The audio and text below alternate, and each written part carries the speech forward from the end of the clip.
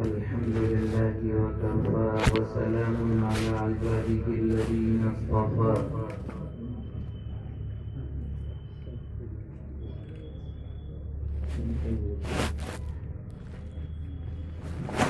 وأصلي وأسلم على نبينا المصطفى وعلى آله وصحبه نجوم الهدى وقادة التقى. أما بعد، فأعوذ بالله من الشيطان الرجيم. بسم الله الرحمن الرحيم. ألف لام ميم ذلك الكتاب لا ريب فيه هدى للمتقين. صدق الله مولانا العظيم. وقال النبي صلى الله عليه وسلم: حامل القرآن حامل راية الإسلام، فمن أكرمه أكرم الله، ومن أهانه فعليه لعنة الله. وقال النبي صلى الله عليه وسلم: أكثروا من تلاوة القرآن في بيوتكم، فإن البيت الذي لا يقرأ فيه القرآن يقل خيره ويكثر شره ويضيق أهله، أو كما قال صلى الله عليه وسلم. درود شریف پڑھ لیں. اللهم صل على سيدنا مولانا محمد وعلى آل سيدنا مولانا محمد كما تحب وترضى عدد ما تحب وترضى. قابل قدر علماء کرام اور بہت ہی معزز سامعین اعظام، اللہ رب العزت والجلال کا لاکھ لاکھ احسان اور اس کا شکر ہے کہ اس نے ہمیں ایسی مجلس میں اکٹھا ہونے، بیٹھنے، جمع ہونے کی توفیق عطا فرمائی جس کی نسبت ایسی چیز سے یا ایسی کتاب سے جڑی ہوئی ہے کہ اس نسبت سے بڑی دنیا میں کوئی نسبت نہیں ہو سکتی. اور وہ نسبت ایسی نسبت ہے کہ جس نسبت کے ملنے کے بعد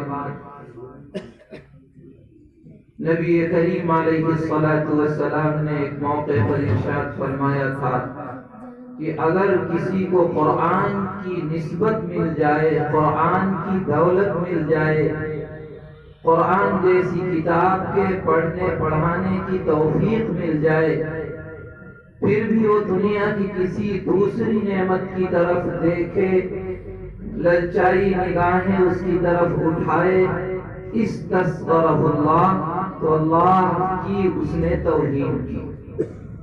اتنی بڑی نعمت ہے قرآن. اور قرآن کی نسبت تو عجیب ہے، انسان کے ساتھ جڑی تو اس کو عظیم بنایا ہی، اسے بام ثریا تک تو قرآن نے پہنچا ہی دیا. کسی اور چیز سے جڑ گئی تو وہ بھی عظیم بن گئی. معمولی سا کپڑا جسے جزدان کہا جاتا ہے،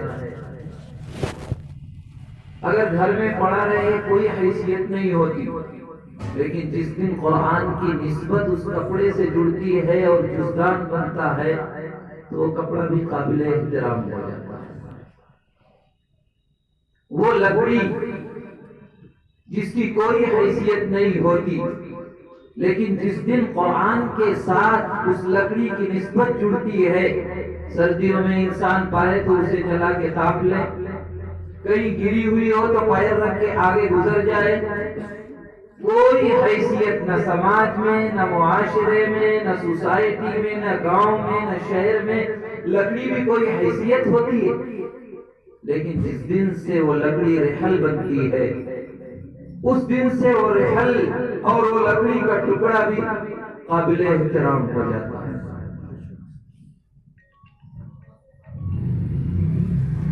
قرآن کے دونوں طرف لگنے والا وہ دستی کا پٹھا جو گتے کی شکل میں ہو تو سامان جب تک رکھا ہے تب تک اس کی ذرا سی قدر، اور اگر سامان نکال دیا جائے تو اسے کوڑے دان اور ڈسٹ بین میں ڈال دیا جائے، روڈ پہ پڑا ہو تو کنارے پھینک دیا جائے، اور اگر گھر میں پڑا ہو تو اسے کوڑے کے حوالے کر دیا جائے۔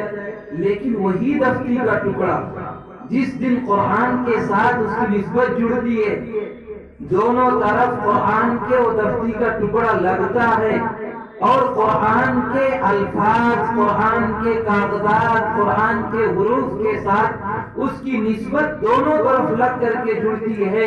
یہ معتبر علماء ہے آپ کو بتائیں گے کہ اس دفتی کو بھی اس قرآن کی عظمت کی وجہ سے بغیر چھونا ناجائز ہو جاتا ہے۔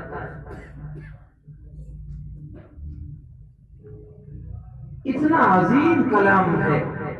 اگر میں کہوں کہ مکہ مکہ تھا جب تک قرآن کی نسبت نہیں جڑی تھی، جس دن سے قرآن کی نسبت جڑی مکہ مکہ المکرمہ بن گیا۔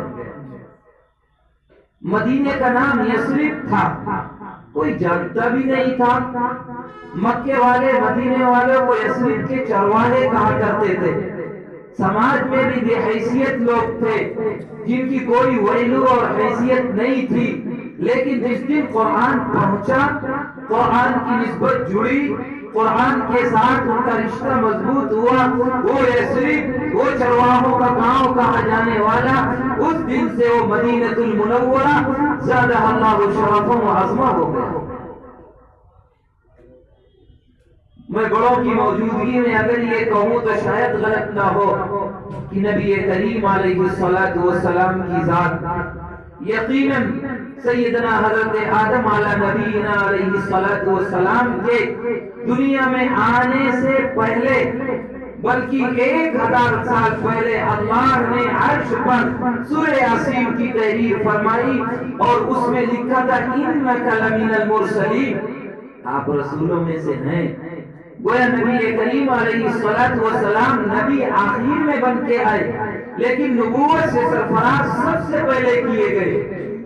کائنات کا وجود آپ کے وجود سے ہوتا ہے۔ حضرت سیدنا آدم علیہ نبینا علیہ الصلوۃ والسلام سے لے کر جتنے نبی آئے سب کو کتاب اللہ دی گئی۔ حضرت موسیٰ کو، حضرت عیسیٰ علیہ الصلوۃ والسلام کو، حضرت داؤد کو، جن لوگوں کو کتابیں دی گئی وہ سب کتاب اللہ کی شکل میں تھی۔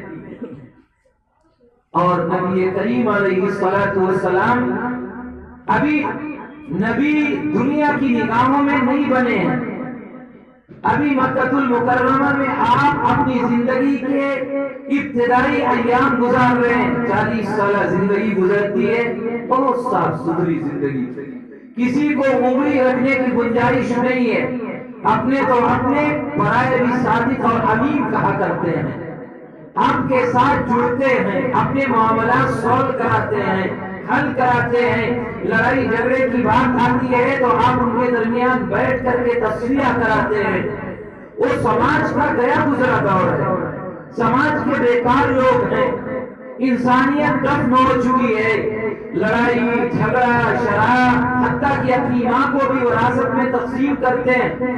اتنا گیا گزرا سماج کہ شاید اس زمانے میں اتنا گیا گزرا کوئی سماج نہ ہو۔ لیکن نبی کریم علیہ الصلوۃ والسلام کی 40 سالہ زندگی اس گئے گزرے سماج، معاشرے اور سوسائٹی میں بھی آپ اتنی ستھری زندگی گزارتے ہیں کہ ہر آدمی آپ کا اعتبار کرتا ہے، آپ کا احترام کرتا ہے، اپنے معاملات آپ کے پاس آ کر کے تصفیہ کراتا ہے، بہت سے مسئلے حل کراتا ہے، اور نگاہ اٹھتی ہے تو احترام سے لوگوں کی جھک جاتی ہے۔ اتنی پاکیزہ زندگی۔ خانہ کعبہ کا واقعہ آپ نے پڑھا ہوگا، بچپن سے بچوں کو پڑھایا جاتا ہے کہ آپ صلی اللہ علیہ وسلم ابھی بچپنے میں ہیں، ابھی حالات نبوت کے بعد کے نہیں ہیں۔ کعبۃ اللہ کی تعمیر ہے، حجر اسود کے لگانے کا دیوار پر مسئلہ ہے، لوگوں میں لڑائی ہو گئی، تلواریں نکلنے کے قریب ہیں، سرکار دو عالم صلی اللہ علیہ وسلم کو تصفیے کے لیے رکھا گیا، آپ نے چٹکیوں میں وہ مسئلہ حل کر دیا، بڑی سی چادر بچھائی، حجر اسود بیچ میں رکھا، چاروں طرف کونوں پر سرداروں کو پکڑوایا اور چاروں کونے دیوار کے قریب آئے. سرکار دو عالم صلی اللہ تعالی علیہ وسلم نے اپنے دست مبارک سے اٹھا کر کے کعبۃ اللہ کی دیوار میں حجر اسود کو نصب کر دیا. وہ لڑائی جو مشتعلی چلنے والی تھی ختم ہو گئی. لیکن ابھی آپ سماج کے لیے، معاشرے کے لیے صرف محمد ہے، اس کے علاوہ کچھ نہیں. سماج آپ کی حیثیت سے واقف نہیں ہے، آپ نہیں جانتا ہے کہ آپ نبی آخر الزمان صلی اللہ تعالی علیہ وسلم ہیں. لیکن آپ نے دیکھا 40 سالہ زندگی گزری، نبی کریم علیہ الصلوۃ والسلام غار حرا میں تشریف لے گئے اور آپ نے 40 سالہ مدت پوری کرنے کے بعد جبریل امین تشریف لائے اور جبریل امین نے آ کر کے اپنے سینے سے لگایا، چمٹایا اور آپ سے فرمایا کہ پڑھیے. آپ نے فرمایا ما انا بقاری، میں تو پڑھا ہوا نہیں ہوں، میں تو پڑھنا نہیں جانتا، میں نے پڑھنا اتنا نہیں سیکھا ہے. آپ نے دوبارہ سینے سے لگایا، ذرا زور سے دبایا. آپ نے فرمایا اقرا، پڑھیے اپنے رب کے نام سے. آپ نے فرمایا وہی جملہ ما انا بقاری، میں تو پڑھا ہوا نہیں ہوں. پھر آپ نے سینے سے لگایا، زور سے دبایا اور آپ نے فرمایا اقرا بسم ربک الذی خلق خلق الانسان من علق اقرا وربک الاکرم الذی علم بالقلم علم الانسان ما لم یعلم. یہ قرآن 5 آیتیں ہیں جو دستور خداوندی کی شکل میں سب سے پہلے نبی پاک علیہ الصلوۃ والسلام پر اللہ تعالیٰ کے حکم سے جبریل امین کے واسطے سے آپ کے قلب اطہر پر اتاری گئی. آج آپ کو نبوت سے سرفراز کیا گیا. آج وہ قیامت تک رہنے والا قانون، منشور، دستور اور لا آپ کے حوالے کیا گیا اور آپ کو آج نبوت جیسا عظیم منصب دیا گیا اور لوگوں کی ہدایت کا حکم دیا گیا. اب تک سماج میں محمد کے نام سے زندگی گزارنے والے آج قرآن سے نسبت جڑی اور قرآن آپ کو ملا تو آج سے محمد رسول اللہ صلی اللہ علیہ وسلم ہو گئے. تو یہ قرآن اتنا عجیب جس کا تصور نہیں کر سکتا آدمی، اور یہ نسبت اور یہ قرآن سے میرا رشتہ جب تک مضبوط تھا تب تک ہم دنیا میں بھی عزت دار تھے. جس دن سے قرآن سے رشتہ کمزور ہوا، تاقوں میں سجانے کی کتاب بن گئی، جھاڑ پھونک کی کتاب بن گئی، تعویذ گنڈوں کی کتاب بن گئی، پانی دم کرنے کی کتاب بن گئی. وہ دستور، منشور اور قانون سے ہٹ کر کے گھر میں طاق میں سجائے جانے اور برکت کے لیے اور شادیوں میں جہیز میں دی جانے والی کتاب بن گئی. تب سے حیثیت اس کی آپ نے گھٹا دی، تب سے آپ بھی بے حیثیت اور ہم بھی بے حیثیت ہو گئے. قرآن کی نسبت تو وہ نسبت ہے. اگر میں کہوں کہ آپ کے سامنے اگر کوئی شخص یہ کہے کہ فرعون کیسا آدمی تھا تو آپ کی زبان سے لعنت کے سوا کچھ نہیں نکلتا. حامان کیسا تھا، اس کی برائیاں کرنے سے میری زبانیں نہیں گھستی ہیں. قارون کتنا بدبخت تھا، اس کے حالات بیان کرتے ہوئے ہم برائی کرتے ہوئے نہیں تھکتے ہیں. لیکن مسلمانوں، اگر میں آپ سے یہ کہوں کہ ان لوگوں کا نام لے کر کے، ابو لہب کا نام لے کر کے یقیناً نفرت آتی ہے، کیونکہ اللہ کے رسول کے ساتھ ابو لہب نے سب سے پہلے دشمنی کا کلمہ نبھایا تھا. تبت یا محمد لہذا جماعتنا، جب اللہ کے رسول نے پیغام حق سنایا، اللہ کی طرف سے حکم ہوا کہ اب ان کو عام بیان کرو، اللہ کا پیغام سناؤ. تو آپ نے جمع کیا. علماء کی صاحب جانتے ہیں، آپ نے جب پوری بات تصدیق کر لی کہ یہ میری بات مان لیں گے تو آپ نے کیا کہا تھا؟ اے لوگوں لا الہ الا اللہ کہہ لو، کامیاب ہو جاؤ گے. جب یہ جملہ آپ کی زبان مقدس سے نکلا تو سب سے پہلے ابو لہب نے کیا کہا تھا؟ تبت یا محمد لہذا جماعتنا. نعوذ باللہ من ذالک صلی اللہ علیہ وسلم، آپ کے چچا، سگے چچا نے جملہ کہا تھا، کیا محمد اسی لیے جمع کیا تھا تیرا ناسو؟ اس ابو لہب کا نام اگر ہم لیں تو نفرت سے شاید کوئی ایسا جملہ نہیں ہوگا جو میری زبان اور آپ کی زبان سے نہ نکلے، یا جو شخص بھی واقف ہو ان لوگوں کے حالات اور ہسٹری سے ان کی نگاہوں میں ان کی حیثیت ہر اعتبار سے گرتی ہوئی نظر آتی ہے۔ لیکن عجیب بات بتاؤں میں آپ کو، ان ناموں کو قرآن میں اللہ نے جمع بیان کیا ہے، قرآن کے ساتھ ان ناموں کی نسبت جو دی ہے، ان فرعون، حامان، قارون اور ابو لہب کا نام قرآن میں آ گیا ہے۔ اگر کوئی شخص قرآن کی تلاوت کرتے ہوئے فرعون کا نام، حامان کا نام، شداد کا نام لیتا ہے تو لوگوں تمہارے فرعون کے نام لینے سے تلاوت کے وقت تمہارے نام اعمال میں 50 نیکیاں لکھی جاتی ہیں۔ یہ ہے نسبت کا فرق، یہ ہے میرا قرآن سے رشتہ۔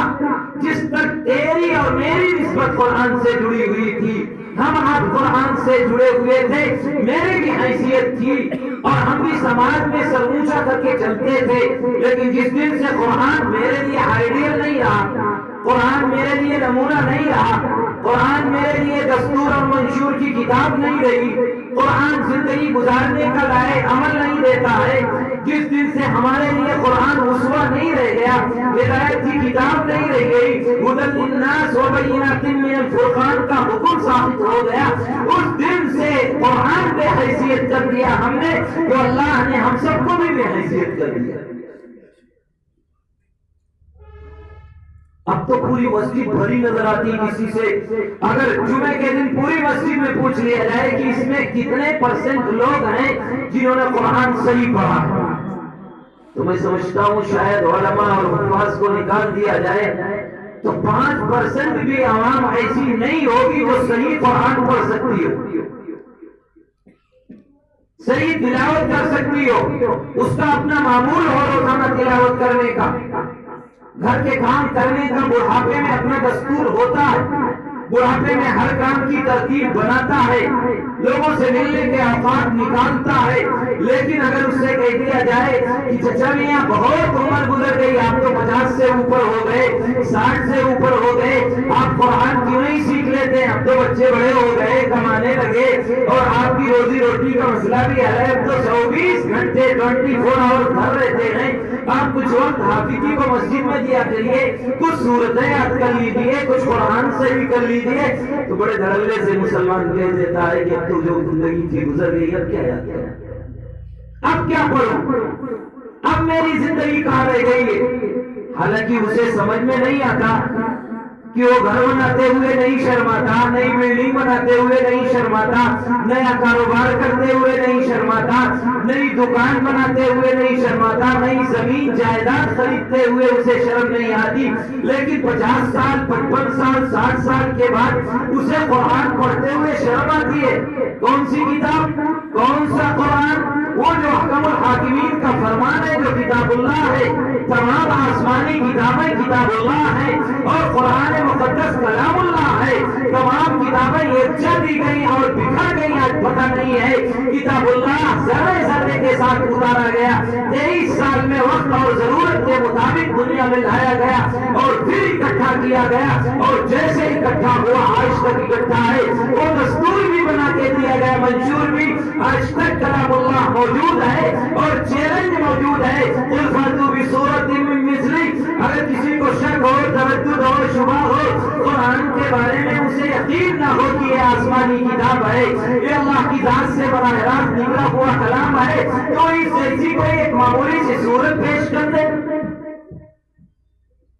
وہ کلام اللہ ہمیں پڑھتے ہوئے شرم آتی ہے جو آپ کی قبر میں آپ کے لیے روشنی کا سبب بنے گا، جو آپ کے نامہ اعمال کے دائیں ہاتھ میں دلانے کا ذریعہ بنے گا، جو پلسرات پر گزرتے ہوئے میرے اور آپ کے لیے روشنی بنے گا، جو جنت کے دروازے کھولنے کے لیے تالی اور چابی بنے گا، جو ہمارے لیے اونچا مقام ہونے کے لیے دنیا کے ساتھ آخرت میں میرے لیے عزت کا مقام ہوگا، اللہ کے عرش کا سایہ نصیب ہوگا اور عزت کے ساتھ اللہ اپنے سامنے کھڑے ہوگا، اس قرآن کو پڑھتے ہوئے یہ میرا قرآن ہے جسے مجھے پڑھتے ہوئے شرم آ رہی ہے. یہ شیطان کا عجیب ہیلا ہے اور بہانہ ہے. کتنا طریقے سے ہم کو آپ کو سمجھاتا ہے. کروڑوں روپے آدمی خرچ کر دیتا ہے. کسی سے کہہ دیا جائے تو بڑھاپا جوانی آ گئی, بڑھاپا آ گیا, کہتا ہے کچھ کر کے اولاد کے لیے چلا جاؤں. یقیناً بہت اچھی چیز ہے اولاد کے لیے کر کے جانا, لیکن اپنی اولاد کے لیے ایسا بھی تو کچھ کر کے جاؤ کہ آپ کی اولاد آپ کے لیے بھی ذریعے آخرت بنے. اور آپ قبر میں جا رہے ہیں, کیا آپ بچوں کے ساتھ بناتے ہوئے آپ اپنی قبر کے لیے بھی کچھ تیاری کر رہے ہیں, یا صرف بینک بیلنس اور محل اور کھیتی اور باڑی اور جائیداد صرف اولاد کے لیے ہو رہی؟ بڑھاپے میں بھی دوسرے کی زمین دبائے جا رہا, کس لیے؟ اولاد کے لیے. اور قبر میں تیرے لیے مصیبت کا سامان ہوگا, اس کی فکر نہیں ہے. آپ کو اپنی قبر میں خوش ہونا ہے, یہ یقین ہے. سوال جواب خود دینا ہے, یقین ہے. وہ بیوی جو زندگی بھر ساتھ رہی وہ بھی قبر میں ساتھ نہیں جائے گی. وہ اولاد جو آنکھوں کے سامنے رہتے ہوئے سکون دیتا تھا وہ قبر کے گڑھے میں ڈال کر کے اور منو مٹی ڈال کر کے گھر واپس آ جائے گا. آپ کا سوال اس سے نہیں ہوگا, آپ کا سوال آپ سے ہوگا. کیا آپ کو اپنی تیاری کی ضرورت نہیں ہے کہ یہ قرآن کی روشنی مجھے مل جائے؟ کیا اس کی ضرورت نہیں ہے کہ کل قیامت کے دن آپ کھڑے ہوں گے اور قرآن بہت سے لوگوں کے خلاف کھڑا ہوگا قیامت کے دن اور کہے گا اللہ اس نے میرا حق نہیں دیا ہے, مجھے انصاف چاہیے, تو کیا رہ جائے گی؟ کیا اس کی ضرورت نہیں ہے قرآن درست کیا جائے, بڑے بوڑھوں کو اپنے قرآن کی فکر کی جائے, قرآن کی تیاری کی جائے. بڑھاپے میں کروڑوں روپے کسی چیز میں لگاتے ہو تو کم سے کم اپنا قرآن درست کرنے کے لیے تھوڑا سا پیسہ خرچ کر دو, عاقبت سنبھالنے کے لیے کر لو. اور یہ بچپن میں جن لوگوں نے قرآن نہیں پڑھا آخری عمر میں جا کر پڑھنے کی توفیق نہیں ہوتی. اس لیے میرے اور آپ کے بچے اور میں, یہاں علماء کا زیادہ طبقہ ہے, میں ان سے درخواست کروں گا کہ ہم میں بہت سارے لوگوں کا رجحان یہ ہو رہا ہے کہ بچوں کو قرآن نہ پڑھا کر کے اسکول کی تعلیم دی جائے. یقیناً آپ دیں, کوئی نہیں منع کرتا میرا بچہ کسی اچھی ڈگری پر جائے, ڈگری ہولڈر بن جائے, اچھا انجینئر بن جائے, اچھا ڈاکٹر بن جائے, اچھی پوسٹ پہ پہنچ جائے, ڈی ایم اور ایس پی بن جائے, کوئی نہیں منع کرتا. لیکن میرے دوستو اپنی اولاد کو کچھ بھی بناؤ لیکن اس کے ساتھ ساتھ مسلمان ضرور بناؤ, اسے قرآن ضرور سکھاؤ, اسے قرآن پڑھانے کی حرکتاً ضرور کوشش کرو, کیونکہ بچپن کا پڑھا ہوا قرآن کبھی نہیں بھولتا ہے. اور ان مکاتب اور مدارس میں پڑھے ہوئے بچے کسی بھی عہدے پر پہنچ جائیں, کسی بھی پوسٹ پر پہنچ جائیں, ان ٹوپی کرتے, ان داڑھی والوں, ان قرآن والوں, ان حدیث والوں, ان علماء کو کبھی نہیں بھولتے. لیکن اگر آپ نے ان کو اس میں نہیں پڑھایا اور کہیں اور ڈال دیا, کسی اور مذہب میں پڑھانے لگے, کوئی اور کلچر ان کے حوالے کر دیا, میری بچیاں, میرے بچے میرے اور کسی اور ماحول میں چلے گئے اور آپ نے ان کی گھریلو تربیت نہیں کی, قرآن سے ان کا رشتہ مضبوط نہیں رہا, قرآن سے ان کا تعلق استوار نہیں ہوا, تو صورتحال یہ ہوگی کہ 2 سال 3 سال LKG UKG کا بچہ جب اسکول جاتا ہے, تو چاہے بچی ہو یا بچہ, جب وہ ہائی اسکول کرے گا, جب وہ انٹر کرے گا تو 16 17 18 سال کا ہو چکا ہوتا. اگر اس ماحول میں اتنی مدت ایک بچے نے گزاری کہ بچپنے سے لے کر جوانی کی دہلیز پر اس نے قدم رکھ دیا, وہ جوان ہو گیا, آپ نے اس کو اس ماحول میں ڈال کر کے بھول گئے کہ میرا بچہ اب قرآن بھی پڑھے گا, آپ سوچ رہے بعد میں آئے گا تو دیندار بن جائے گا, یہ کیا بھول ہے. آپ اگر دوسرے ماحول میں بھیجتے ہیں, آپ دوسروں کے اعتبار کرتے ہیں, ان کے مذہب کے مطابق اسے تعلیم دلواتے ہیں, تو کم سے کم صبح و شام اپنے بچوں کی فکر کر کے انہیں قرآن پڑھایا جائے, انہیں حدیث پڑھائی جائے, انہیں قرآن کی محبت ڈالی جائے, انہیں صحابہ کے واقعات گھروں میں سنائے جائے, شام کو بچوں کو جوڑ کر کے کچھ کتابیں پڑھی جائے جس سے ان کے دل میں ایمان کی روشنی جاگتی رہے, اور ایمان کی روشنی اس کے اندر ہمیشہ جلتی رہے, ایسا نہ ہو کہ ایمان کا چراغ ہی بجھ جائے. آج بڑے افسوس کے ساتھ یہ کہنا پڑتا ہے کہ ہر آدمی صبح چائے کی دکان پہ بیٹھتا ہے تو یہ تبصرہ کرتا ہے میری فلاں کی بچی فلاں کے ساتھ چلی گئی. جانتے بھی ہیں ہم سے زیادہ آپ واقف ہیں اور جانتے ہیں، لیکن میرے دوستو یہ موضوع نہیں ہے کہ اس پہ تفصیل سے بیان کیا جائے، لیکن اپنے دل پہ ہاتھ رکھ کے بتائیے کہ 3 سال کی وہ معصوم بچی تھی تو آپ نے اس کو کس ماحول میں ڈالا؟ 4 سال کی آپ کی معصوم بچی تھی جسے کسی چیز کا شعور نہیں تھا، عقل نہیں تھی، سمجھ نہیں تھی، بوجھ نہیں تھی، شعور سے ماورے تھی، اس کے بعد آپ نے ایسے ماحول میں ڈالا. 15-16 سال تک وہاں رہی، گھر میں آئی، ہوم ورک کیا، اس نے اسکول کا کام کیا، پھر صبح حوالے ہو گئی. اس طرح 16 سال بچی زندگی گزارے غیروں کے ماحول میں، غیروں کی تہذیب میں، غیروں کے کلچر میں، اور پھر 17 سال 18 سال کی عمر میں اگر اس نے کوئی غلط قدم اٹھا دیا تو ذرا آپ بتائیے اور ہم سے پوچھئے کہ یہ میری اور آپ کی 90% غلطی ہے کہ نہیں؟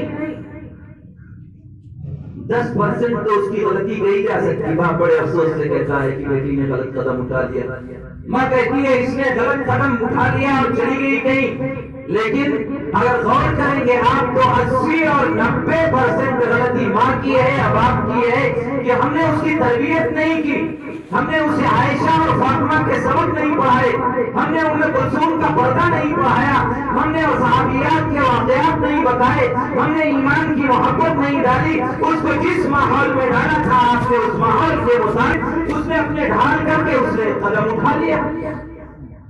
تو زندگی کیسے گزرے؟ کیا اس کی ضرورت نہیں ہے کہ اس کو بدلا جائے؟ اس لیے ہم کو اور آپ کو چاہیے کہ قرآن کے مطابق اپنے بچوں کو بچپن میں ضرور قرآن پڑھائیں، اور نہ پڑھا سکیں تو جو کچھ پڑھائیں لیکن انہیں مسلمان ضرور بنائیں. میں آپ کو ایک چھوٹا سا واقعہ بتاؤں کہ ایک زمانے میں کسی ہندوستان میں ایک صاحب تھے، ہدایت اللہ صاحب، بڑے بوڑھے جانتے ہوں گے. 1967-68 70 نہیں بلکہ 66 اور 7 اور 8 کا زمانہ ہے. اس زمانے میں وہ ہندوستان کے چیف جسٹس تھے، اور پھر نائب صدر جمہوریہ ہوئے، قائم مقام صدر جمہوریہ ہوئے. جتنے ہندوستان کے مؤسس عہدے ہیں ان کا مقدر بنا. اور ہم بھی خوش ہوئے، آپ بھی خوش ہوئے ہوں گے کہ ایک مسلمان چیف جسٹس بنا. یقیناً بہت اچھی چیز ہے، لیکن ان کا گھریلو ماحول، ان کی بچپن کی تربیت ان مکاتب اور مدارس کی نہیں تھی. ان قرآن والوں سے رشتہ نہیں تھا، ان قرآن والوں سے جڑے نہیں تھے. تو اس کی صورتحال یہ ہوئی کہ جب وہ مرنے لگے تو ان کی ہسٹری نہیں بتانی، صرف موت کا واقعہ بتانا ہے. موت کے وقت انہوں نے اپنے خاندان اور اولاد کو جمع کیا، اور جمع کرنے کے بعد لوگوں کو اکٹھا کر کے یہ کہا کہ میری اولاد اور میرے خاندان والے میرا یہ وصیت نامہ لکھ لیں کہ جب میں مر جاؤں تو مجھے ہندو مذہب کے مطابق دفن کیا جائے، مسلمان مذہب کے مطابق تو مسلمان مذہب کے مطابق دفن نہ کیا جائے، ہندو مذہب کے مطابق جلایا جائے. یہ ان کی آخری وصیت تھی.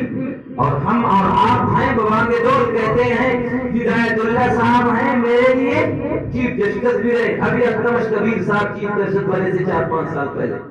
بڑی مبارکبادیاں اور بڑے اخبار میں مسلمان چیف جسٹس ہوا، لیکن کبھی آپ نے غور کیا اس کی بیوی عیسائی ہے، اس کے بچے عیسائی ہیں، ان کی سگی بہن جارج فرنانڈیز جو نیتا ہے بہت بڑا اس کی بیوی ہے، پورا خاندان عیسائی ہے.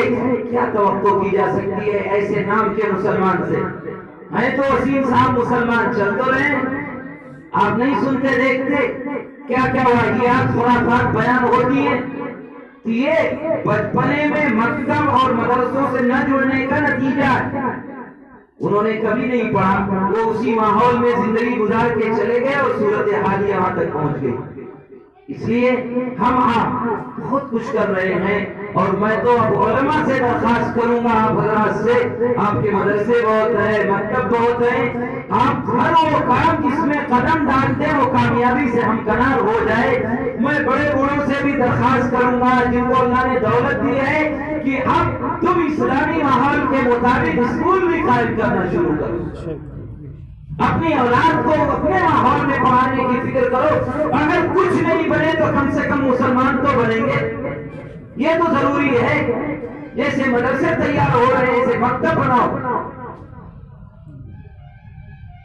سر سید نے اپنی کتاب میں ایک جگہ لکھا ہے کہ اے لوگوں، کتنا بڑا آدمی تھا دنیاوی تعلیم کے اعتبار سے، اور میں کہوں کہ یونیورسٹی کا بڑا احسان ہے مسلمانوں پر. دینی نہیں دنیاوی تعلیم کے اعتبار سے تو شاید غلط نہ ہو. میں نظریات عقائد کی بات نہیں کر رہا کسی کی، نہ ان کے تفسیری نقطے کی تعریف یا برائی کر رہا ہوں. مجھے اس کی لین دین نہیں. میں ایک بات کہہ رہا ہوں، اس شخص نے لکھا ہے کہ اختلاط اور مخلوط تعلیم، بچے اور بچیوں کو ایک ساتھ دینا، یہ صرف اپنی بچیوں کو آوارہ اور بچن بنانے کے لیے ہے، اس کے علاوہ کچھ نہیں. میں کسی مفتی عالم کا قول نقل نہیں کر رہا ہوں. ایک ایسے شخص کا جس نے دنیاوی تعلیم کے لیے یونیورسٹی بنائی اور مخصوص تعلیم کا نظام بنایا، اس کے باوجود اس کا نظریہ یہ ہے کہ اگر بچے بچیاں ایک ساتھ پڑھیں گے اور آپ اسکول قائم کریں گے تو ان کو بدچلن اور آوارہ بنانے کا ایک اڈا ہے، اس کے علاوہ کچھ نہیں.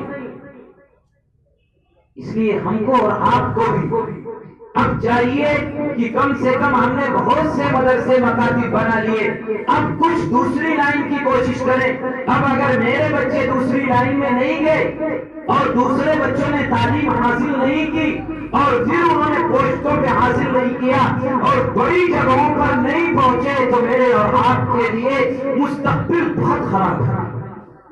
ایک ڈاکٹر صاحب کہنے لگے مجھ سے کہ مفتی صاحب آپ لوگ کوشش کریے کچھ ڈاکٹر تیار ہو جائیں، ورنہ کہیے MBBS ڈاکٹر MD ہاسپٹل چلانے والا جس کے انڈر میں 8-10 MBBS ڈاکٹر روزانہ بیٹھتے ہیں، اس کا جملہ میں نقل کر رہا ہوں. کہنے لگا حضرت آپ لوگ فکر نہیں کریں گے اگر تو ایک زمانہ آئے گا ٹوپی کرتے والے کو ڈاکٹر دیکھیں گے نہیں، اپنے کلینک سے بھگا دیں گے. ہم آپ کیا سمجھ رہے ہیں؟ حالات میں اتنا زہر گھول دیا گیا ہے کہ اس زہر کو تم صاف کرتے کرتے بھول جاؤ گے. اس لیے ہم آپ یہ تصور بھلا دیں، یہ سوچے نا کہ ہمارا ہاتھ جیسے آ جائے. آج تو میرے پرکھوں نے کوشش کی تھی تو آج ٹوپیاں کرتے آج میرے جسم پر محفوظ ہیں. آج پرکھوں نے کوشش کی تھی تو ملک آزاد ہے. آج پرکھوں نے کوشش کی تھی تو جمہوری ملک میں بیٹھے ہیں. لیکن آج اگر اس نسل نے کوشش نہیں کی تو یہ نسل جو آنے والی ہو رہی ہے تباہ و برباد تو ہو ہی رہی ہے. اس سے زیادہ افسوس یہ ہے کہ ان کے بعد جو نسلیں آئیں گی ان کو والدین بگڑے ہوئے ملیں گے تو اس نسل کا کیا حال ہوگا. اس لیے ہم آپ قرآن سے رشتہ جوڑیں اور قرآنی تعلیم کی فکر کریں اور اس کے ساتھ ساتھ قرآنی ماحول میں کم سے کم اتنا بڑا شہر ہے ایک تو معیاری میرا اسکول ہو. عیسائیوں کے اسکول میں بھیجتے ہیں، یقیناً بھیجیے، لیکن آپ نے کبھی غور کیا کہ چھوٹا سا ٹاؤن ہو، چھوٹا سا گاؤں ہو، چھوٹا سا قصبہ ہو، ہر گاؤں، ہر قریہ، ہر بازار اور شہر میں تو بے پناہ اسکول عیسائیوں کے مل جائیں گے. میں اگر اسکیری کی بات کروں آپ کے تو کتنے پرسنٹ عیسائی ہوگا؟ وہ تو 1% پورے شہر میں، شاید ایک بھی نہ ہو. لیکن صورتحال یہ ہے کہ اسکول آپ تلاش کریں گے تو بتیرے مل جائیں گے. کیوں؟ ان کا مشن پیسہ کمانا ہے؟ نہیں میرے دوستو، پیسہ کمانا نہیں. وہ پیسہ کمانے کے لیے اسکول قائم ہی نہیں کرتے. اگر عیسائیوں کو پیسہ کمانے کا مشن ہوتا تو کالج قائم کرتے، یونیورسٹیاں قائم کرتے اور ڈونیشن کے نام پر 50-50 لاکھ روپے لیتے اور بڑے بڑے کورسز کرواتے اور میڈیکل اور دیگر لائن کے کورس میں انہیں بہت پیسے کمانے کو ملتے.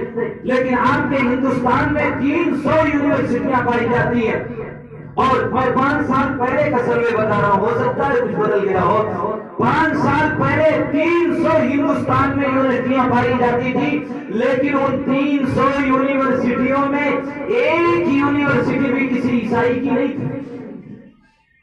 ان کے اتنے اسکول، ہائی اسکول اور انٹر کالج اتنے ہیں، ان کے ایل کے جی یو کے جی کی اسکول اتنے ہیں، یونیورسٹی کیوں نہیں ہے؟ اگر پیسہ کمانا ہوتا تو یونیورسٹی قائم کرتے ہو، اور ڈونیشن کے نام پر ایک ایک بچے سے 50 لاکھ روپے لیتے، تو پتہ چلا ان کا مشن یہ نہیں ہے، ان کا مشن ہے آپ کی نسلوں کو خراب کرنا، آپ کی نسلوں کو برباد کرنا، آپ کی نسلوں کو عیسائیت کے رنگ میں ڈھالنا۔ جیسے انگریز اپنی حکومت اور اقتدار کے دور میں فری کے مولوی مبلغین کو بلایا، اس نے اسکول قائم کیے اور بہت سے لوگوں کو جمع کر کے اعلان کرایا کہ میں تعلیم فری دوں گا، میں لباس فری دوں گا، میں کتابیں فری دوں گا، میں سلیبس مہیا کروں گا۔ تو ہمارے علماء نے سر جوڑ کر کے بیٹھ کر کے یہ تہیہ کیا تھا کہ اب ہمارے لیے بھی کوئی جتن کرنا چاہیے، کوئی اسکیم بنانا چاہیے، کسی مشن کے تحت کام کرنا چاہیے۔ تو اکابر نے سر جوڑ کے بیٹھ کے دارالعلوم قائم کیا تھا، دارالعلوم قائم کیا تھا، مدرسہ قائم کیا تھا، ان کا مشن تھا۔ انہوں نے اعلان کیا کہ انگریز فری کی تعلیم دیتا ہے میں بھی دوں گا، انگریز تعلیم سلیبس مہیا کرتا ہے میں بھی مہیا کروں گا، میں اس سے آگے انہیں رہنے کی بھی جگہ دوں گا، کھانے کے بھی فری دوں گا، اور ان کے لیے ہر ضرورت پوری کروں گا، بیماری پر علاج کراؤں گا۔ انہوں نے اس انگریز کے مقابل میں مدارس کا جال بچھایا تھا، جس کی وجہ سے آج میرے اور آپ کے سروں پر قرآن موجود ہے، اور کم سے کم جنازہ پڑھانے والے، نکاح پڑھانے والے، تقریر کرنے والے، قرآن پڑھانے والے، حدیث کا مفہوم سمجھانے والے، مسجدوں میں خطبے پر بیٹھ کر تقریر کرنے والے، خطبہ دینے والے آج موجود ہیں۔ مدارس کی دین ہے جنہوں نے انگریز کے خلاف اٹھ کر کے جہاں زمینی جنگ لڑی تھی، وہی ان کی دماغی جنگ کے خلاف بھی کارروائی کر کے ہمارا اور آپ کا وجود بچایا تھا۔ یہ میرا اور آپ کا وجود بچا۔ آج ضرورت کسی اور مشن کی ہے، آج ضرورت کسی اور تدبیر کی ہے، آج ملک کچھ اور چاہ رہا ہے۔ اگر آپ نے صرف کانوں میں چو ڈال کے گھر بیٹھ گئے اور آپ نے تدبیر نہ کی تو یہ نونہال کبھی آپ کو بخشیں گے نہیں، اور یہ دہریہ ہو کر کے مریں گے جس کا بھگتان قبر میں بھی ہم کو اور آپ کو بھگتنا پڑے گا۔ ہو گیا کتنے ہو گئے؟ تو اس لیے میں کہہ رہا تھا، موضوع دوسری طرف جا رہا ہے، میں یہ کہہ رہا تھا کہ لوگوں کم سے کم اس طرف بھی ہوش ہو۔ یقیناً آج کی مجلس قابل مبارکباد ہے، اس سے بڑی مجلس دنیا میں کوئی نہیں ہو سکتی، کیونکہ نسبت اس کی سب سے بڑی ہے۔ آج ہم قرآن کی نسبت پر بیٹھے ہیں، اور ایک بچے نے قرآن پڑھا ہے اور اس نے تکمیل حفظ کیا ہے، قابل مبارکباد ہیں ان کے والدین جنہوں نے اسے حافظ بنایا۔ نبی کریم علیہ السلام نے فارمولہ بتایا، محلے کا آدمی دیکھا جائے، لوگوں سے پوچھا جائے بھائی سب سے اچھا آدمی کون ہے، تو اگر کسی کے بارے میں بتا دیا کہ یہ بہت اچھا آدمی ہے تو 5 آدمی اس کی برائی کو کھڑے ہو جاتے ہیں۔ اگر کہہ دیا جائے پورے لکھیم پور ضلع میں کتنے اچھے لوگ ہیں، تو اگر ایک آدمی 10 کو گنائے گا تو دوسرا آدمی انہی میں سے 5 کی برائی کرنے والا بن جائے گا۔ یعنی کوئی ایسا آدمی نہیں ہے جس میں سب متفق ہو اور سب سے بہتر ہو، لیکن نبی کریم علیہ السلام نے سب سے بہتر آدمی کی رہنمائی فرمائی۔ آپ نے فرمایا خیرکم من تعلم القرآن وعلمہ، اور اللہ کے رسول جس کے اچھا ہونے کی گواہی دے، جس کے اچھا ہونے کا مہر لگا دے، اچھے ہونے کی، اس کے بارے میں برا کوئی نہیں کہہ سکتا۔ اس لیے سب سے بہتر وہ لوگ ہیں جو قرآن پڑھیں اور پڑھائیں۔ تو گویا اللہ کے رسول مہر لگاتے ہیں، لیکن آج ہم نے اپنی حیثیت گھٹا رکھی ہے۔ آج ہم قرآن پڑھتے ہیں لیکن میری اپنے دل میں ارمان کچھ اور ہوتے ہیں۔ مجھے سب سے بڑی دولت قرآن کی ملی ہوئی ہے، لیکن میری اولاد خود قرآن پڑھنے کے لیے آمادہ نہیں ہے۔ کیا اس کی ضرورت نہیں ہے سوچنے کی؟ جب میں اپنی اولاد کو نہیں پڑھاؤں گا، قرآن کی تعلیم میں نہیں دوں گا، میرے علماء نہیں دیں گے، میرے حفاظ نہیں دیں گے، تو عوام کیسے دے گی؟ عوام کس بات کی طرف کی؟ مولانا کا بچہ تو کہیں اور جا رہا، وہ کہہ رہے بچے بھیجو۔ لیکن میں کسی کی تنقید مقصود نہیں ہے، واللہ میرا ارادہ ایسا کچھ بھی نہیں ہے، لیکن ہم کو اور آپ کو ضرورت ہے قرآن سے رشتہ جوڑنے کی۔ آپ سب کچھ کریں لیکن قرآن کے ساتھ رشتہ مضبوط ہو۔ اگر قرآن کے ساتھ رشتہ مضبوط ہوگا تو آخرت مضبوط ہوگی، اللہ کے یہاں عزت ہوگی، اللہ کے یہاں سرخروئی ملے گی۔ اور قرآن کے ساتھ صحابہ کرام کا رشتہ تو کتنا مضبوط تھا، کتنے واقعات ہیں، اس کی جانب نہیں جاتا۔ انہوں نے قرآن کیسے سیکھا، کون سے حالات تھے، آپ تصور بھی نہیں کر سکتے ہیں۔ راستے میں بیٹھ جاتے، کوئی گزرتا راہگیر، اس سے کہتے تمہیں قرآن کی کوئی آیت یاد ہے؟ وہ کہتے ہاں یاد ہے، تو کہتے مجھے سکھا دو۔ دن بھر راستے میں بیٹھے ہوئے وہ قرآن دھوپ میں بیٹھ کر کے سیکھا کرتے تھے، اور دن بھر میں کبھی کبھی محروم واپس جاتے، کوئی ایک آیت بتانے والا نہ ہوتا۔ کتنے گاؤں کے صحابہ نے قرآن یوں سیکھا ہے، دھوپ میں بیٹھ کر کے مسافرین سے چل پھر کر کے۔ آج تو اللہ کا شکر ہے سماج میں اتنے علماء، اتنے استاد، اتنے قرآن موجود ہیں کہ آپ گھر جائیں تو شاندار قاری آپ کو گھر پڑھانے کے لیے آ جائے، لیکن ہم نہیں سوچتے اس کی طرف۔ ان مدارس اور مکاتب کو فضول جانتے ہیں، سوچتے ہیں بیکار چیز ہے، یہ تو بس پیسہ کمانے کھانے، یہ لاکھ پیسہ کمانے کا ذریعہ ہو، لیکن یہی مدارس اور مکاتب، یہی قرآن پڑھنے اور پڑھانے والے آپ کے ایمان کے بچانے کا بھی ذریعہ ہے۔ جس دن یہ بند ہو جائیں گے، میرا اور آپ کے ایمان کا سودا بند ہو جائے گا، اور جب آپ کے ایمان کا سودا بند ہو جائے گا تو اس دن اللہ اس دنیا کو بھی بند کر دے گا، اس کارخانے حیات کو بھی ختم کر دے گا۔ جب تک اللہ اللہ کہنے والا ہوگا تبھی تک اللہ اس کو باقی رکھے گا، خرافات کا اڈا ہو جائے گا تب نہیں۔ اس لیے صحابہ کرام کی زمانے کی برکتیں تو اپنی جگہ ہیں، لیکن اس زمانے میں قرآن کے ساتھ جو لوگ جڑے ان کی عزت اور احترام کا کیا کہنا۔ شاہ رفیع الدین اور شاہ عبد القادر، آپ اکابر ہیں، جانتے ہیں کہ شاہ عبد العزیز رحمت اللہ علیہ کے دو چھوٹے بھائی، شاہ ولی اللہ محدث دہلوی جنہوں نے حدیث کا علم ہندوستان میں رائج کیا، ان کے صاحبزادے ہیں۔ ہندوستان میں سب سے پہلے قرآن کریم کا اردو ترجمہ جس شخصیت نے کیا ہے وہ شاہ رفیع الدین اور شاہ عبد القادر۔ اس سے پہلے پوری دنیا میں کہیں اردو ترجمہ نہیں تھا۔ شاہ رفیع الدین کا واقعہ آتا ہے کہ حضرت کا انتقال ہوا دلی کے اندر، دلی میں دفنائے گئے۔ ایک شاگرد نے خواب میں دیکھا، خواب ہے حدیث نہیں، اس کو قرآن اور حدیث نہ سمجھا جائے، میں اسے خواب بیان کر رہا ہوں اسے، کہ ایک شاگرد نے خواب میں دیکھا کہ حضرت شاہ رفیع الدین کا انتقال ہوا۔ پوچھا کہ حضرت اللہ نے آپ کے ساتھ قبر میں کیا معاملہ کیا؟ کہنے لگے ساری نیکیاں اکارت چلی گئی، کچھ کام نہیں آئی۔ تو شاگرد نے پوچھا حضرت کچھ کام بھی آیا؟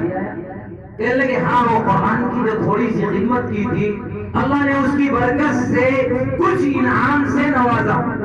شاگرد نے پوچھا حضرت وہ انعام کیا ملا آپ کو، کیا نوازے گئے آپ؟ تو جو جواب دیا حضرت نے خواب میں اپنے شاگرد کو، وہ بتانا آپ کے لیے مجھے مقصود ہے۔ حضرت نے کہا کہ اللہ نے اس قرآن کی تھوڑی سی خدمت کرنے کے بدلے جہاں مجھے دفن کیا گیا ہے اس قرآن کی خدمت کے عوض اللہ نے 14 میل تک لوگوں سے عذاب قبر ہٹا لیا۔ مجھ سے نہیں، 14 میل تک لوگوں سے عذاب قبر ہٹا لیا گیا۔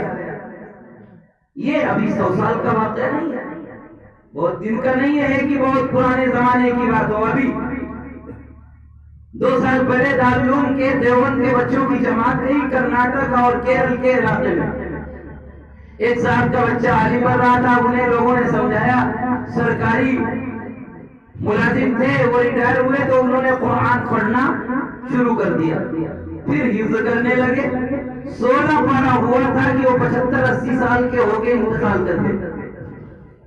بچوں کی جماعت گئی ہوئی تھی، بچوں نے دیکھا تعلم کے کہ ان صاحب کا جو حفظ کر رہے تھے بوڑھے میاں انتقال ہو گیا، ان کی قبر کھل گئی تھی۔ ان کی قبر کھل گئی تو دیکھا لوگوں نے जमघटा लग गया था कि उनका कफन, उनका चेहरा, उनकी दाढ़ी, उनका पूरी कब्र के अंदर तमाम चीजें तो खत्म हो गई थी, लेकिन जिस्म और कफन पर एक धब्बा भी नहीं था। 10 साल में 10 साल की मुद्दत गुजर चुकी थी। यहाँ 5 महीने में कब्र का तहस नहस हो जाता। इसलिए कुरान से रिश्ता कैसा भी हो, वो इंसान को दुनिया में इज्जतदार बनाता है और आखिरत में भी इज्जतदार बनाता है। आपका रायबरेली यहाँ से बहुत दूर नहीं होगा, लखनऊ से मिला हुआ। जो लोग सियासतदान हैं वो जानते होंगे कि ये सोनिया और राहुल का हल्का इंतखाब है। सोनिया का उसके बगल मिला हुआ हल्का इंतखाब उनका है, राहुल का। वहां एक बुजुर्ग गुजरे हैं, मुंशी फिरोजुद्दीन, हजरत मौलाना फजलुर रहमान गंज मुरादाबादी का आप अकाबिर रहे जानते होंगे। बहुत बड़े बुजुर्ग गुजरे हैं। गंज मुरादाबाद उन्नाव में है, उन्नाव का एक कस्बा है। गंज मुरादाबाद के हजरत रहने वाले थे और बहुत बड़े अल्लाह वाले थे। हजरत मुंशी फिरोजुद्दीन रायबरेली कचहरी में मुंशी थे। एक दिन कचहरी जा रहे थे और हजरत मौलाना फजलुर रहमान गंज मुरादाबादी के मजाद और खलीफा थे। एक दिन जा रहे थे, रास्ते में देखा एक जनाजा रखा हुआ है। लोगों से पूछा भाई जनाजा क्यों रखा हुआ है? लोगों ने कहा जनाजा इसलिए रखा हुआ है, कोई जनाजा पढ़ाने वाला नहीं है। कहने लगे अच्छा। हजरत के दिल में ख्याल आया कि यार जनाजा पढ़ाने वाला कोई नहीं, चलो पढ़ा देते। वजू करके जनाजा पढ़ा दिया। अब जब पढ़ा दिया तो फिर ख्याल आया कि जब जनाजे में कोई पढ़ाने वाला नहीं इतना जानकर, तो कब्र में उतारने वाला भी कोई नहीं होगा। तो मुंशी जी कचहरी जाने के बजाय सीधा कब्रिस्तान तशरीफ ले गए और मुर्दे को कब्र में उतारा, दफन किया, मिट्टी डाली, कब्र बनाई, दुआ कराई, कचहरी तशरीफ लाए।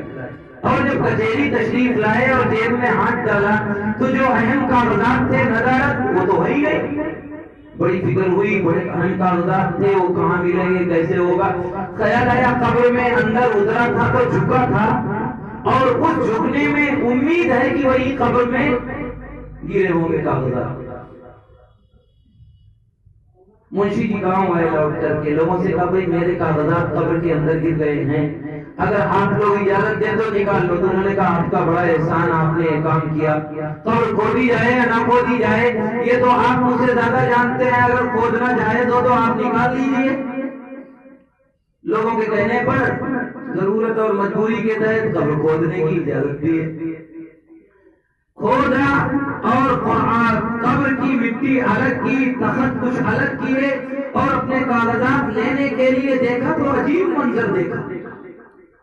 दंग रह गए मुंशी जी की। अभी 1 घंटा हुआ कब्र का, देखते हैं कि वो मुर्दा जो कब्र में लेटा हुआ है उसके सीने पर ताजा गुलाब की पंखड़ियां रखी हुई हैं और उन गुलाब की पंखड़ियों के ऊपर वो कागजात रखे हुए। अभी घंटों भी नहीं गुजरे,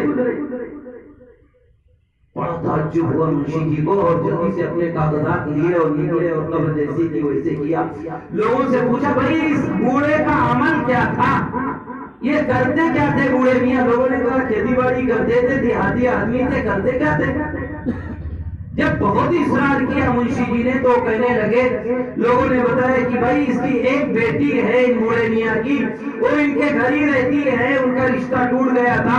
आप उनसे पूछ लें कि इन बूढ़े मियाँ करते क्या थे। वैसे हम लोगों को यही पता है कि ये खेती बाड़ी करते थे और कोई इनका अमल नहीं था। मुंशी जी को तशवीश थी, घर तशरीफ ले गए, बेटी को बुलाया, बेटी भी पूरी हो रही थी, उनको बुलाया, वो सामने आई दुपट्टा ओढ़ करके और कहने लगे मुंशी जी, बूढ़े आदमी कहने लगे बेटी बताओ सुबह से शाम तक अब्बा करते क्या थे? तो कहने लगे जाहिल आदमी थे, कुछ पढ़े लिखे नहीं थे, सुबह उठते थे, कुछ खा पी करके चले जाते थे खेत में हल बैल लेकर के और दोपहर तक खेत में हमेशा जिंदगी गुजारते थे। लेकिन दोपहर आते थे तो उनका एक अमल अब्बा का ऐसा था जो मैं नहीं जानती कभी उनका छूटा हो। कहने लगे वो क्या था? کہنے لگے پرانے زمانے کی گھر میں کوئی کتاب پڑھی ہے جس کے اوراق بکھر گئے ہیں، پھٹ گئے ہیں، پرانے ہو گئے ہیں، روزانہ کھیت سے لوٹنے کے بعد نہاتے تھے اور کھانے سے پہلے اس کتاب کو کسی صاف ستھرے کپڑے پر رکھ کر کے چارپائی پر اور اس کا ہر وقت کھولتے تھے اور ہر سطر پر پڑھے لکھے ایک حرف نہیں تھے، بالکل جاہل انگوٹھا ٹیک تھے، کچھ نہیں جانتے تھے، لیکن اس پرانی کتاب کو کھول کر کے ابا کا یہ معمول تھا کہ روزانہ کہا کرتے تھے اس انگلی رکھی سطر پر اور یہ کہتے ہوئے پورب کی زبان میں یہ صحیح، یہ صحیح، یہ صحیح، یہ صحیح، یہ صحیح۔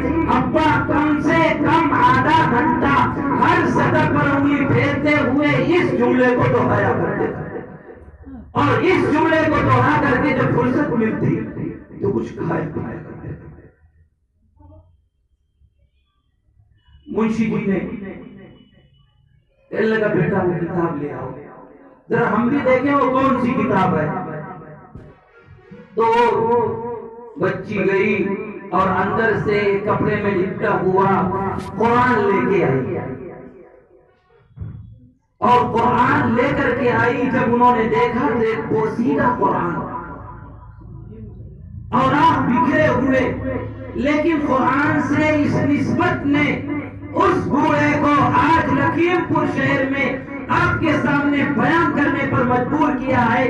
کیا اس کا نتیجہ تھا؟ صرف قرآن سے ذرا سا رشتہ تھا، پڑھے لکھے نہیں تھے، سورہ فاتحہ بھی تو یاد نہیں تھی، نمازی اور روزے دار بھی تو نہیں تھے، ایک کسان تھے، لیکن قرآن سے رشتہ اتنا مضبوط ہوا کہ اللہ نے دنیا والوں کو دکھا دیا کہ جو مجھ سے جڑے گا اور میرے کلام سے جڑے گا میں دنیا میں اس کو قیامت تک باقی رکھوں گا اور اپنے عرش کا سایہ نصیب کروں گا اور جنت کے دروازے اس کے لیے کھولوں گا۔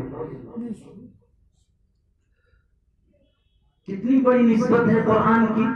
حضرت علی کرم اللہ وجہہ فرمایا کرتے تھے کہ جب میرا جی چاہتا ہے کہ میں اللہ سے بات چیت کروں تو میں نماز میں کھڑا ہو جاتا ہوں، اور جب میرا جی چاہتا ہے اللہ مجھ سے بات چیت کرے، اللہ ہنس و نیاز کرے، اللہ مجھ سے گفتگو کرے تو میں قرآن کھول کے بیٹھ جاتا ہوں۔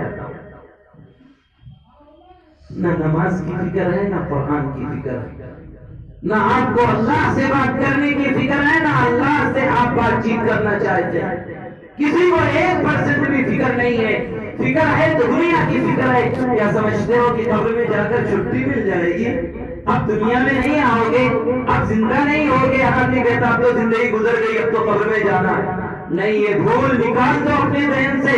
اب کوئی دنیا میں جو آیا ہے ختم ہونے کے لیے نہیں آیا ہے مسلمانوں، آپ آئے ہیں تو ہم ہمیشہ ہمیشہ کے لیے آئے ہیں۔ آپ کے حالات بدلیں گے، آپ کے اندر تغیر آئے گا، آپ میں تبدیلی آئے گی، روح بدلیں گے، کائنات بدلے گی، لیکن آپ قبر میں جائیں گے، اٹھائے جائیں گے، حشر میں اٹھائے جائیں گے، پلسرات سے گزارے جائیں گے، نامہ اعمال دائیں بائیں ہاتھ میں دیا جائے گا، اچھائی کا بدلہ اور برائی کا بدلہ دیا جائے گا، اور آپ کو سرٹیفکیٹ جنت یا دوزخ کا دیا جائے گا۔ آپ اب ختم ہونے والے نہیں ہیں۔ اللہ کے نبی نے اعلان کر دیا تھا کہ کل قیامت کے دن جب سب کا فیصلہ ہو جائے گا تو اللہ رب العزت والجلال موت کو پلسرات کے قریب بلائے گا، اور پلسرات کے قریب جب موت میلے کی شکل میں آ جائے گی تو اللہ موت کو ذبح کروا دے گا اور اعلان کرے گا کہ لوگوں سن لو، موت کو موت دے دی گئی ہے، کسی کو موت نہیں آئی۔ ہم آپ سمجھتے ہیں ختم ہو جائیں گے، یہ بھول ہے، بھول ہے، بھول ہے۔ آئے ہیں تو ہمیشہ ہمیشہ کے لیے آئے ہیں، ختم ہونے کے لیے نہیں۔ وما خلقت الجن والانس الا ليعبدون۔ ہم آپ کو اللہ نے اس امتحان دنیا کے اندر تیاری کے لیے بھیجا۔ یہ تیاری کی جگہ ہے، جو کچھ 60-70 سالہ زندگی میں تیاری کر لو گے اسی کا بھگتان آپ کو آگے بھگتنا ہے۔ جو کروڑ نہیں، ارب نہیں، بلکہ لامتناہی زندگی کے لیے کام آئے گا۔ وہاں سال انگلیوں پہ نہیں گنے جائیں گے، وہاں زندگی ختم ہونے کے لیے نہیں ہے، وہاں کو سال نہیں، ارب سال بلکہ کبھی نہ ختم ہونے والی زندگی کے لیے یہ 60 سالہ آپ کی تیاری کے ہیں، اس کے علاوہ کچھ نہیں۔ اس لیے مسلمانوں اپنی روش بدلو، اپنے طریقے بدلو، قرآن کا رشتہ جیسے پہلے مضبوط تھا اب بھی مضبوط کرو، جس طریقے سے قرآن ان کے لیے دستور تھا میرے لیے بھی ہے اسے دستور مانو، جس طرح ان 313 کے لیے آئیڈیل تھا قرآن میرے لیے بھی آئیڈیل ہے، اسے مانو۔ ذالک الکتاب لا ریب فیہ، یہ وہ کتاب ہے جس میں تردد نہیں ہے، جس میں شک نہیں ہے، یہ آئیڈیل ہے، نمونہ ہے، اسوہ ہے، اس کے لیے ہدن، یہ ہدایت کا ذریعہ ہے، یہ قانون اور لا ہے، کس کے لیے؟ للمتقین، اللہ سے ڈرنے والوں کے لیے، راستے کے تلاش کرنے والوں کے لیے، سیدھے راستے پر چلنے والوں کے لیے، اللہ سے رشتہ جوڑنے والوں کے لیے، نبی کو نبی ماننے والوں کے لیے ہدایت کی کتاب ہے۔ جو چاہے گا ہدایت اس کے لیے اللہ ہدایت دے گا۔ آسانی سے کون سی چیز دستیاب ہوتی ہے؟ کسی مسلمان سے کہے تو اللہ بڑی مغفرت کرنے والا ہے، بڑی آسانی سے کہہ دیتا ہے اللہ مغفرت کر دے گا۔ کھیت میں دانا اگانے کے لیے آپ جتن کرتے ہیں، گھر بنانے کے لیے معمار اینٹ سریا اور پتہ نہیں کس چیز کا جتن کرتے ہیں، راتوں رات جاگتے ہیں، کھیت میں پانی دینے کے لیے 3 بجے اٹھ کے چلے جاتے ہیں، دکان پہ آنے کے لیے سردی رکاوٹ نہیں بنتی، گرمی رکاوٹ نہیں بنتی، کسی طرح کی کوئی رکاوٹ آپ کے لیے پیدا نہیں ہوتی، ہر چیز کے لیے اسباب ہیں اور جتن کرنے پڑتے ہیں تو ملتی ہے۔ اور اللہ کی مغفرت جو سب سے بڑی چیز ہے اتنی آسان ہے، کہہ دیا اللہ مغفرت کر دے گا، یہ دھوکہ ہے مسلمانوں، کچھ نہیں۔ اتنا آسان ہے اللہ کی مغفرت کہ کروڑا کچھ نہ مل جائے، جوتا خریدنے کے لیے، سلیپر خریدنے کے لیے تو دکان جانا پڑتا ہے، اور اللہ کی مغفرت اتنی سستی ہو گئی، کہہ دو اللہ مغفرت کر دے گا، دے دیا۔ یہ صرف شیطان کا بہکاوا ہے، دھوکہ ہے، دھوکہ، اس کے علاوہ کچھ نہیں ہے۔ اس لیے اپنی روش بدلیں ہمارا، اور اپنے حالات میں تبدیلی لائیں، قرآن سے رشتہ جوڑیں، قرآن کے فرامین کو اپنے اندر اتارنے کی کوشش کریں۔ آج بھی تم قرآن پر عمل پیرا ہو جاؤ، آج بھی دنیا تمہیں سلام کرنے کے لیے تیار ہے، اور آج بھی قرآن سے رشتہ مضبوط ہو جائے، دنیا جھک کر کے آپ کو پیر چھونے کے لیے تیار ہے، لیکن شرط یہ ہے کہ قرینے سے تراشا جائے۔ ایک پتھر کی بھی تقدیر بدل سکتی ہے، شرط یہ ہے کہ قرینے سے تراشا جائے۔ جب پتھر خدا بن سکتا ہے تو اللہ کی کتاب سے جڑ کر کے ہم اللہ والے نہیں بن سکتے۔ یہ تو مبارکباد ہے اس تقریب کے سجانے والے مولانا مشتاق صاحب کہ انہوں نے آپ کو جمع کیا، اور حضرت ابو بکر صدیق کے بعد حضرت عمر فاروق نے سورہ بقرہ پڑھنے کے بعد اتنی بڑی دعوت کی تھی کہ اتنی بڑی دعوت نہیں ملتی۔ آج ہمارا بچہ قرآن پڑھ لے تو باپ بھی دستار بندی میں شریک نہیں ہوتا، سمجھتا اسی بیکار چیز ہے۔ اتنا بڑا اعزاز مل رہا ہے کہ دنیا میں کوئی اعزاز نہیں ہے۔ اعلان ہو رہا، اللہ کا نبی کہتا ہے کہ یہ حافظ 10 دوزخیوں کو بھی جنت میں لے جائے گا۔ اعلان ہوگا کہ تو جنت کی سیڑھیوں پر چڑھتا جا، قرآن پڑھتا جا، جہاں تیرا قرآن مکمل وہاں تیری منزل۔ ذرا تصور کرو کتنی بلندی پر حافظ جائے گا، لیکن جب ہم خود قدر نہیں کریں گے تو کرے گا۔ اس لیے ہم آپ بدلے اپنے کو۔ میں نے ایک روایت پڑھی تھی نبی کریم علیہ الصلوۃ والسلام کی کہ اکثروا من تلاوت القرآن فی بیوتکم، کہ یہ لوگ اپنے گھروں میں تلاوت کو عام کرو۔ ہم خاص طور پر ہماری برادری بیٹھی ہے، میں اس سے درخواست کروں گا کہ ہم کو اگر تلاوت کا موقع نہیں ملتا، مل جاتا ہے گھر کے بچوں کو تو مکلف کریں۔ صبح اسکول اور مدرسہ بھیجنے، ناشتہ تیار کرنے کا ٹائم نہیں ملتا ہے، اگر ٹائم نہیں ملتا ہے تو کوئی بات نہیں، کیا مغرب بعد بھی تلاوت کا عورتوں کو ٹائم نہیں ملتا؟ کیا ظہر بعد بھی نہیں ملتا؟ کیا عشاء بعد بھی نہیں ملتا؟ آدھا گھنٹہ وقت نہیں نکالا جا سکتا گھر کی عورتوں کو مکلف بنایا جائے کہ تم آدھا گھنٹہ سب کام چھوڑ کر کے گھر میں پڑی ہوئی بچی، بوڑھی، جوان عورت ہر تلاوت گھر میں کرے گی؟ کیا اس کو نہیں کر سکتے؟ ہم کر سکتے ہیں۔ جو ہم کریں گے ہم کو دیکھ کے دوسرا ہم کو آئیڈیل بنائے گا، دوسرے گھر والے بھی دیکھیں گے کہ مولانا اور حافظ جی کے گھر کی عورتیں بھی تلاوت کرتی ہیں، خاص وقت برکت آتی ہے اس کی وجہ سے، تو وہ بھی کرے گی۔ ہم تلاوت کر لیتے ہیں، عورتوں کی فکر نہیں کرتے، تھوڑی دیر کوئی دینی کتاب رکھ لیں، میں نہیں کہتا جماعت والوں کے یہاں دستور ہے کتاب پڑھنے کا، کم سے کم وہ کتاب نہیں تو کوئی دینی کتاب، کسی بزرگ کی کتاب، کسی واقعے کی کتاب، کسی حدیث کی کتاب تھوڑی دیر، میں نہیں کہتا آدھا گھنٹہ پڑھو، 5 منٹ تو پڑھ سکتے ہو، جو بچی پڑھی ہوئی وہ پڑھے، گھر میں ماحول بناؤ کہ جب پڑھ لیں تلاوت کر لیں انہی بچوں میں سے کوئی دعا کرائے، اس دکھلی زبان میں جب کہے اللہ میری مغفرت فرما تو کون سا گھر ایسا اللہ کی مغفرت اور رحمت نہیں آئے گی؟ انہی بچوں سے دعا کراؤ، ان کی عادت بنے گی، ابھی سے نیک ہوں گے۔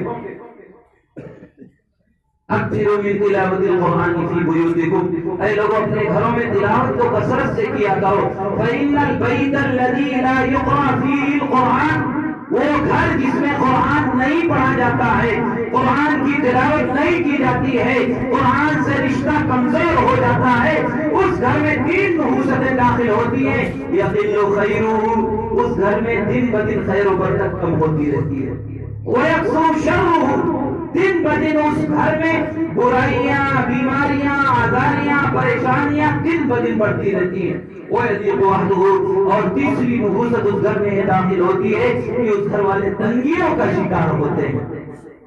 تنگیوں کے شکار، محدثین نے عجیب تفسیر لکھی ہے، تنگیوں کے شکار کا مطلب ہے آدمی اپنے گھر میں رہتے ہوئے اندر سے گھٹن محسوس کرتا ہے، ٹائم پاس کرنے کے لیے ہوٹل پہ جاتا ہے، چائے کی دکان پہ جاتا ہے، پڑوسی کی بیٹھک میں بیٹھتا ہے، اپنے گھر میں شاندار گھر موجود ہے، شاندار بینک بیلنس ہے، گاڑیاں ہیں، سکون کا سامان ہے، لیکن اپنے گھر میں اسے ٹائم گزارتے ہوئے گھر کاٹتا ہے، یہ نہیں معلوم، اس کے گھر والے تنگیوں کا شکار ہوتے ہیں، باپ کی بیٹے سے لڑائی، بیٹے کی باپ سے لڑائی، بہو کی ساس سے لڑائی، ساس کی بہو سے لڑائی، گھر میں ایک افراتفری کا ماحول ہوتا ہے، سکون نہیں ملتا، یہ ہے قرآن نہ پڑھنے اور تلاوت نہ کرنے کی نحوست، وَيَضِيقُ أَهْلُهُ، دن بدن خیر کم ہوتا رہتا ہے، دن بدن برائیاں بڑھتی رہتی ہیں، دن بدن لوگ اپنی تنگیوں کا شکار ہوتے ہیں، اور اگر تلاوت کی جائے گی تو یہ نحوستیں ختم ہو جائے گی اور گھر سراپا خیر و برکت بن جائے گا، اس لیے اس کو صرف خیر و برکت نہیں، اس کو نمونہ بھی بنانے کی کوشش کریں۔ اللہ تعالی ہم سب کو قرآن سے اپنا رشتہ مضبوط کرنے، قرآن کو حفظ جاں بنانے اور قرآن کے ساتھ اپنے آپ کو جوڑنے کی توفیق عطا فرمائے۔ وآخر دعوانا الحمدللہ رب العالمین۔ حضرت آئیے، مولانا کہاں چلے گئے؟ درود شریف پڑھنے بیٹھے۔ اللهم صل على سيدنا مولانا محمد وعلى آل سيدنا مولانا محمد كما تحب وترضى عدد ما تحب وترضى. اللهم آنس وحشتنا في قبورنا، اللهم وحشتنا في قبورنا، اللهم ارحمنا بالقرآن العظيم، اللهم ارحمنا بالقرآن العظيم، اللهم زينا بالقرآن العظيم، اللهم ارحمنا بالقرآن العظيم واجعلها نورا وهدى ورحمة، اللهم ذكرنا منه ما نسينا وعلمنا ما جهلنا وارزقنا تلاوته آناء الليل وآناء النهار واجعله لنا حجة يا رب العالمين. اللهم ربنا آتنا في الدنيا حسنة وفي الآخرة حسنة وقنا عذاب النار وقنا عذاب القبر وقنا عذاب الحشر وقنا من فتنة الدجال. اللهم لا تسلط علينا من لا يرحمنا، اللهم لا تسلط علينا من لا يرحمنا، اللهم لا تسلط علينا من لا يرحمنا. اللهم إني أعوذ بك من البرص والجنون والجذام ومن سيء الأسقام. اللهم إني أعوذ بك من البرص والجنون والجذام ومن سيء الأسقام. اللهم إني أعوذ بك من البرص والجنون والجذام ومن سيء الأسقام. اللهم ارفع عنا الوباء والبلاء، اللهم ارفع عنا الوباء والبلاء، اللهم ارفع عنا الوباء والبلاء. اللهم لا تجعلنا فتنة للقوم الظالمين ونعمة من كل بر وسلامة من كل إثم. اللهم لا تدع لنا ذنبا إلا غفرته ولا هما إلا فرجته ولا هما إلا فرجته ولا هما إلا فرجته ولا دينا إلا أديته ولا مريضا إلا شفيته ولا مسافرا إلا أويته ولا حاجة من حوائج الدنيا والآخرة هي لك رضا إلا قضيتها يا أكرم الأكرمين يا أرحم الراحمين. اے سلطان السلاطین ہم سب کے گناہوں کو معاف فرما، ہماری لغزشوں سے صرف نظر فرما، کوتاہیوں کو دور فرما. اے اللہ یہ مجلس قرآن کی مجلس ہے، اے اللہ تو خوب جانتا ہے تیرے کلام کی مجلس ہے. اے اللہ یہ لوگ صرف قرآن کی نسبت پر اکٹھا ہیں، اے اللہ ان کی لاج رکھتے ہوئے ہم سب کی مغفرت فرما. اے اللہ تیرے کلام کو ایک معصوم بچے نے اپنے سینے میں محفوظ کیا ہے، اے اللہ اس کی برکت سے ہم سب کے گناہوں کو معاف فرما کر اے اللہ ہم سب کا نام اعمال دائیں ہاتھ میں دینے کا فیصلہ فرما. اے اللہ دائیں ہاتھ میں دینے کا فیصلہ فرما.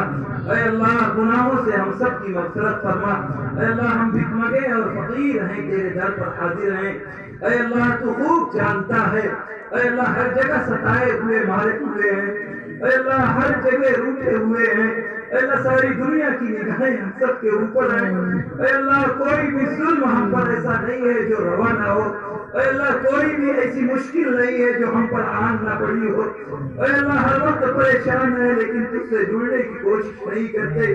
اے اللہ ہماری نافرمانیوں پر نظر نہ فرما. اے اللہ ہمارے کرتوتوں کو نہ دے. اے اللہ اپنے ہمارے کرتوتوں پر نظر نہ فرما. اے اللہ ہماری ساتھ ستاری اور وفاداری کا معاملہ فرما.